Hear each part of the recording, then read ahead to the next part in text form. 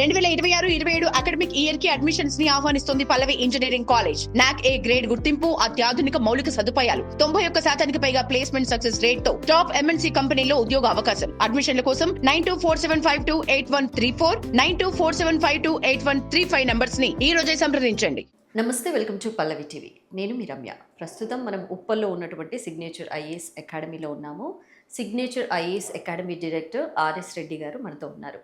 G7 summit జరిగింది కదా, దాని యొక్క అవుట్కమ్ అసలు ఏంటి అనే వివరాలు వారి మాటల్లో అడిగి తెలుసుకుందాం. నమస్తే సార్. నమస్తే madam. Sir, MCM vessels government of India focus చేసింది కదా సార్, దీని ప్రత్యేకత ఏంటంటారు? ఎంసీఎం వెజిల్స్ అనేవి మైన్ కౌంటర్ మెజర్ వెహికల్స్ అంటాము. దీన్ని మీకు సింపుల్ లాంగ్వేజ్లో ఎక్స్ప్లెయిన్ చేస్తాను. మనం ఎవరైనా విఐపీస్ వాళ్ళు వస్తున్నప్పుడు ముందు పోలీస్ డిపార్ట్మెంట్ బాంబ్ స్క్వాడ్ని పంపిస్తుంది. ఈ బాంబ్ స్క్వాడ్ని పంపించినప్పుడు వాళ్ళు మెటల్ డిటెక్టర్స్ ఇట్లాంటి ఎక్విప్మెంట్తో మొత్తం ఆ రీజియన్లో ఏమైనా ఇట్లాంటి ఎక్స్ప్లోజివ్స్ ఏమైనా ఉన్నాయా, థ్రెట్స్ ఏమైనా ఉన్నాయా అనేది ఐడెంటిఫై చేస్తారు. ఒకవేళ అలాంటిది ఏమైనా ఉంటే దాన్ని డిఫ్యూజ్ చేయడము ఇది జరుగుతుంది. ఈ వెహికల్స్ ఏంటంటే ఇప్పుడు మనం డిస్కస్ చేస్తున్నటువంటి మైన్ కౌంటర్ మెజర్ వెహికల్స్ అనేవి సముద్రంలో షిప్స్ ప్రయాణించడానికి ఆ షిప్స్ వెళ్ళేటువంటి మార్గాల్లో కొన్నిసార్లు ఎనిమీ కంట్రీస్ అయి ఉండొచ్చు, యాంటీ సోషల్ ఎలిమెంట్స్ అయి ఉండొచ్చు, వీళ్ళు మైన్స్ని ఏర్పాటు చేస్తారు. ఇవి కనుక బ్లాస్ట్ అయినప్పుడు షిప్స్ మొత్తం పేలిపోతాయి.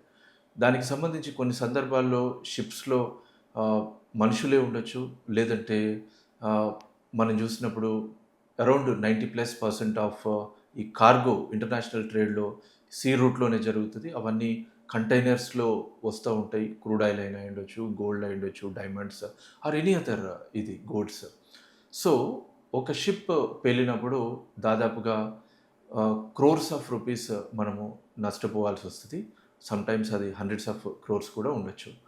At the same time international ట్రేడ్లో ఒక అన్సర్టినిటీ, అనిశ్చితి ఏర్పడుతుంది. వీటన్నింటికి మించి మన సెక్యూరిటీ, కంట్రీ ఎంటైర్ సెక్యూరిటీకి సంబంధించినటువంటి అంశం అది. సో సముద్ర మార్గంలో కూడా షిప్స్ చాలా సేఫ్గా ట్రావెల్ చేయాలి. ఇలాంటి మైన్స్ని డిటెక్ట్ చేయడం కోసం ఉన్నటువంటి అడ్వాన్స్డ్ వెహికల్స్ని ఈ మనం చెప్తున్నటువంటి మైన్ కౌంటర్ మెజర్ వెహికల్స్ అంటాం. ఇవి ఏ రీజియన్లో అయితే వెళ్తుంటాయో ముందు అవి సీలో, ఆ సీ వాటర్లో, అండర్ వాటర్ ఏదైనా ఇట్లాంటి ఎక్స్ప్లోజివ్స్ ఏమైనా ఉన్నాయా అనేది డిటెక్ట్ చేస్తాయి. డిటెక్ట్ చేసిన తర్వాత వాటిని డిఫ్యూజ్ కూడా చేసేటువంటి మెకానిజం ఇందులో ఉంటుంది. ఇందులో రాడార్స్ టెక్నాలజీ వాడతాము, సోనార్స్ వాడతారు, అట్లాగే రోబోటిక్ టెక్నాలజీ కూడా వాడతారు. కాంబినేషన్ ఆఫ్ ఆల్ అన్నమాట. సో గవర్నమెంట్ ఆఫ్ ఇండియా వీటిని ఒక 12 అక్వైర్ చేసుకోవాలనేది, 12 మ్యానుఫ్యాక్చర్ చేయాలనేది టార్గెట్.